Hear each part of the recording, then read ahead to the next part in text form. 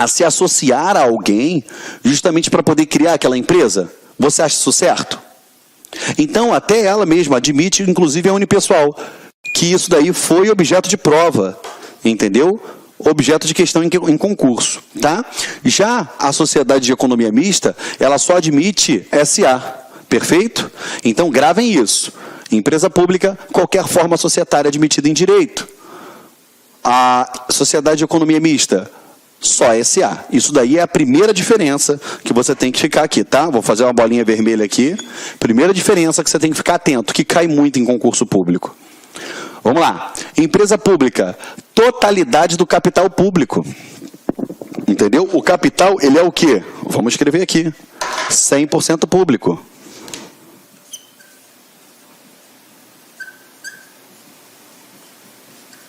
O capital, ele será 100% público. Ao passo que a Sociedade de Economia Mista, maioria do capital votante é público. Também é outra diferença. E aí também começa a apertar de novo. Tá bom? Isso aqui. Como assim, Geraldo? Me explica isso. Vamos lá. Só para você ter uma ideia. Deixa o titio fazer aqui no cantinho aqui que não está rabiscado para não atrapalhar lá. Tá bom?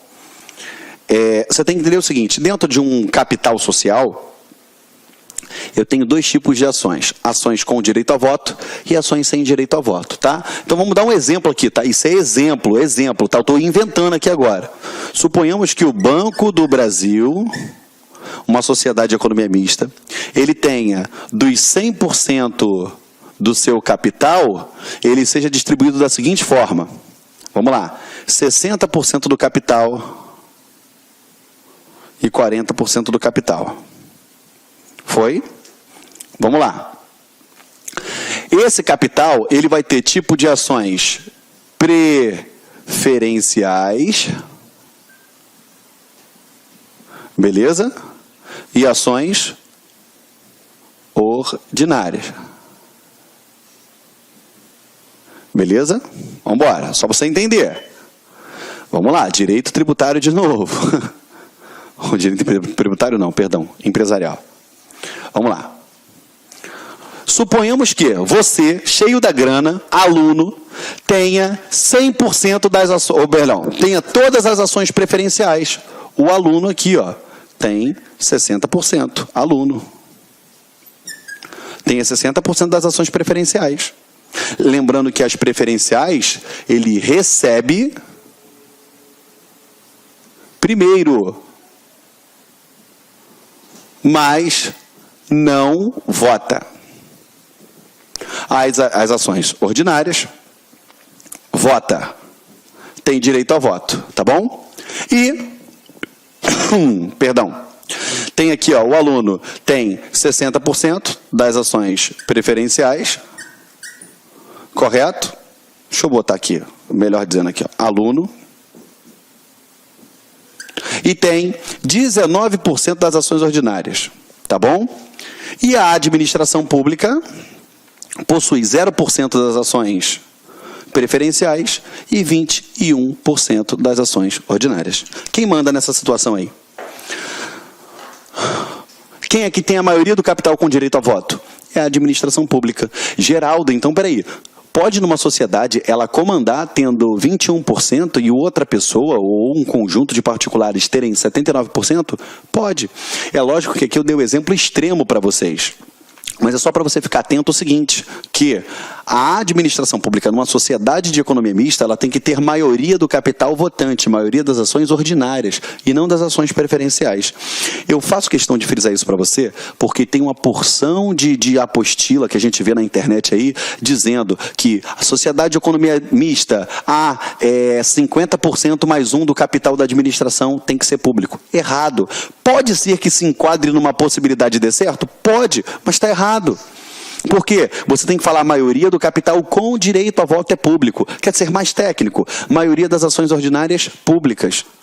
Entendeu? Não pode dar mole em prova. Cada vez mais está arrochando o laço. E quanto mais informações você tiver que te distingue da maioria, você vai ter seu sucesso. Tá bom? Entendeu como funciona? Aperta o pause aí, enquanto eu bebo água, para poder copiar.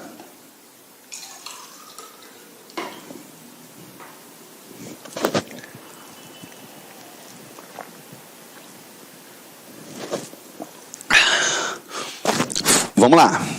O tio vai apagar aqui, tá? Vem.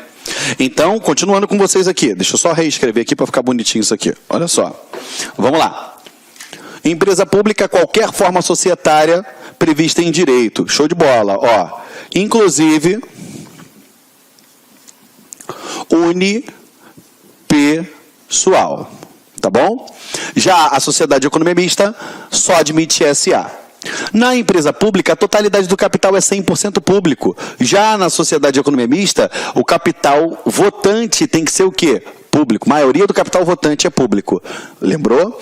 Vamos lá. Ainda dentro da totalidade do capital da empresa pública, pode, por exemplo, a empresa pública Correios, os Correios, se associarem à Petrobras e criar uma outra empresa pública? Pode. Pô, Geraldo, mas a Petrobras é uma sociedade de economia mista, tem capital privado. Então essa empresa pública vai ter capital privado? Não.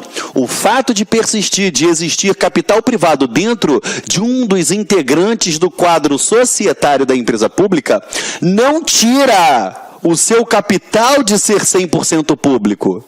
Entendeu? Tu tem que anotar isso no teu caderno. O fato de, dentro de uma sociedade, de uma empresa pública, o quadro societário ter alguém que tenha resquícios de capital privado, um exemplo, uma sociedade de economia mista, não desconfigura ela como uma empresa pública. Não desconfigura ela o fato de ter o capital 100% público. Entendeu? Pergunta excelente para cair na prova. Tá?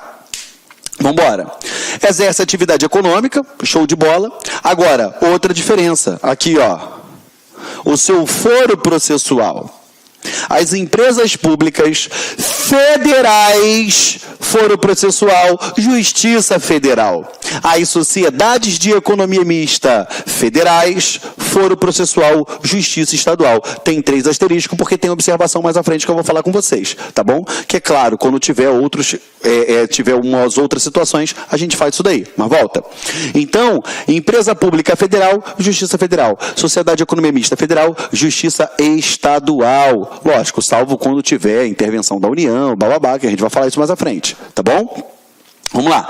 Imunidade tributária recíproca. Elas gozam daquela imunidade do artigo 150, inciso 6º? Não! A regra é que não gozem, salvo se prestarem serviço público. Se forem prestadoras de serviço público, igual a gente viu lá no artigo 150, igual eu te mostrei nos 2 julgados que eu trouxe aqui, expus aqui para você no quadro, aí sim, elas vão gozar de imunidade tributária. Fora isso, não.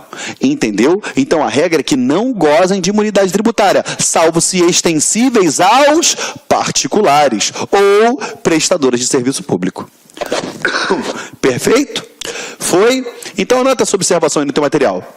Não gozam de imunidade tributária, salvo ser prestadoras de serviço público ou extensíveis a particulares. Perfeito? Fechamos isso daqui? Show de bola? Vamos para as observações então.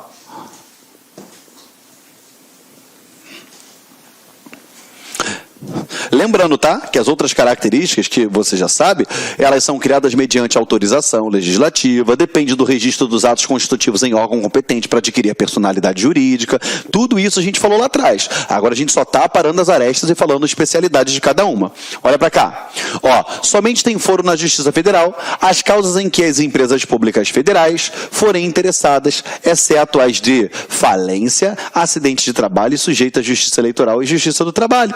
Ou seja, então, o foro processual das empresas públicas, Justiça Federal. Show de bola. Agora, salvo quando se tratar de quê? As de falência, as de acidente do trabalho e sujeita à Justiça Eleitoral. Tá bom? Foi? Não vou me aprofundar dentro da celeuma que diz respeito às falências, que isso daí a gente fala em aula própria disso. Mais à frente. Tá bom? Vamos lá. Aqui, ó. Em se tratando de empresas públicas estaduais e distritais, municipais, a competência da Justiça Estadual. Isso é óbvio, tá bom? A imunidade tributária, ela somente é possível quando a empresa pública ou sociedade de economia mista preste serviço público ou extensível a particular. Se o particular fizer juiz, ela tem direito àquilo ali. Entendeu? Foi? Então vamos fazer questão a respeito disso. Vamos lá. Ali, ó, a empresa pública criada com a finalidade de explorar atividade econômica deve ser necessariamente formada sob o regime de pessoa jurídica de direito privado. Opa, a empresa pública criada com a finalidade de explorar atividade econômica deve ser necessariamente formada sob o regime da pessoa jurídica de direito privado. Certo, certo. Empresa pública, direito privado. Acabou, não tem dúvida com relação a isso. Perfeito? Vamos lá. Próxima. As sociedades de economia mista integram a administração, estão sujeitas à supervisão de uma secretaria, que é a tal da supervisão ministerial, show de bola, e não podem gozar de benefícios fiscais que não sejam extensíveis ao setor privado. É uma afirmação correta. Por quê? Porque a exceção é quando prestem serviços públicos. E aí a gente traz a jurisprudência do tribunal. Então, elas gozam de imunidade tributária? Não, salvo as que sejam extensíveis a quem? Ao setor privado. Ponto. Extremamente correta essa questão. Beleza? Se ele botasse... Aqui, ó, se ele botasse aqui, ó, somente nesse caso, aí beleza, a gente vê que tem um erro. Aqui, certíssima afirmação. Tá bom? Próxima. A empresa pública exploradora de atividade econômica sujeita-se ao regime jurídico próprio das empresas privadas, inclusive quanto às obrigações tributárias. Certo? Ela vai se sujeitar a todas as obrigações tributárias? Sim. Eu não vou ter nenhum benefício trazido para as empresas públicas. É porque as pessoas acreditam que por ela ter o capital 100% público, ela vai gozar de benefícios.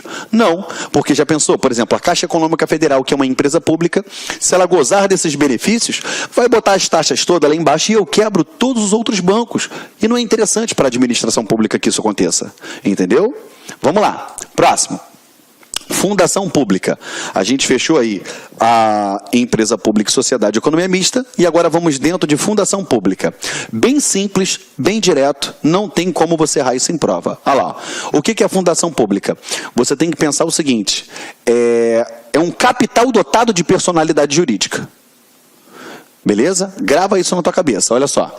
Fundação pública é a entidade dotada de personalidade jurídica de direito privado, sem fins lucrativos, criada em virtude de autorização legislativa, para o desenvolvimento de atividade que não exijam execução por órgãos ou entidades de direito público, com autonomia administrativa, patrimônio próprio, gerido pelos respectivos órgãos de direção e funcionamento custeado por recursos da União e de outras fontes. Quando ele fala de outras fontes, é porque eu posso ter um recurso estadual, um recurso municipal, ela pode receber doações, perfeito?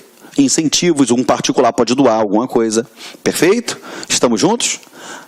Até aqui estamos juntos? Não pode desenvolver atividade econômica, cuidado, tá? Você tem que levar em consideração que a fundação autárquica, que é a autarquia, a fundação pública de direito público, embora ela seja semelhante à autarquia, e você lembra que a autarquia lá atrás, ela pode desenvolver, de acordo com o artigo 173, parágrafo 1º da Constituição Federal, que ela pode desenvolver atividade econômica, aqui já está sendo vedado, tá bom? A fundação autárquica, ainda que se pareça muito com a autarquia, nesse aspecto elas vão ser diferentes, tá bom? Preste atenção nisso daí, não dá mole, tá? Vamos lá. Vamos fazer questão, olha só. O que ele fala aqui, ó? De acordo com a jurisprudência do STF e com a interpretação... Eu gostaria de pedir licença para vocês, pois interrompi seus estudos, mas este vídeo é um vídeo demonstrativo para você conhecer os nossos processos.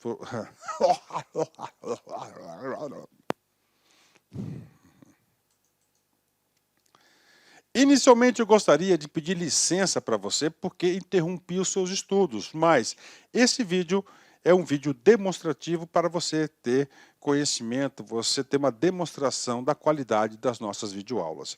Eu sou o professor Lac, coordenador pedagógico da LA Concursos e especialista em concursos públicos. Somente este ano, em 2022, eu fui aprovado em 7 concursos públicos. É isso mesmo, 7 concursos públicos. E em 2022, a minha meta pessoal é de ser aprovado em 10 concursos por ano. E eu acredito que eu vou conseguir ser aprovado. E eu estou aqui para te ajudar nessa caminhada vitoriosa do concurso do INSS. O nosso curso online, ele é um curso super atualizado, super competitivo, ele fecha o edital, ele é top de linha e eu tenho certeza, se você seguir as nossas orientações pedagógicas, se você seguir O nosso cronograma de estudos, a nossa metodologia, que é o Personal Coach. O que é personal? É pessoal. O que é coach? Coach é pessoal. Coach é treinador. Então você tem um treinador pessoal de concurso. Essa metodologia ela é baseada na ciência da administração, ou seja, resultado, meta. Todo dia você tem uma meta, meta. Cara, se você cumprir essa meta, cara, papo sério, cara, você vai ser outra pessoa e eu tenho certeza que você vai ter competitividade para ser aprovado. A Lá Concursos não saiu do nada. O último concurso do INSS, por exemplo, que teve o edital publicado em 2015 e a prova foi aplicada, salvo engano, em abril de 2016, eram 2.000 vagas, 2.200 vagas, né? 2.200 vagas, e nós tivemos a honra de aprovar 204 alunos dentro, tá, do número de vagas. É isso mesmo, 204 alunos. E neste concurso, nesse certame, nós queremos superar a nossa meta. Essa turma, já tivemos 4 turmas pré-editais, agora a gente está na turma pós-edital do INSS 2022. Bacana? Professor, quanto custa? Está aqui, ó, apenas 10 parcelas de R$30 o nosso curso online, e nós temos o curso presencial também com transmissão ao vivo, né? Olha aí, né? Só para uma postagem do nosso Instagram lá de 2016, né? 204 alunos aprovados, ok? Meus amigos, minhas amigas, espero vocês aqui na Lá Concursos. Vocês podem ter certeza que eu, professor Lac, eu farei de tudo mesmo, para que você alcance o seu resultado.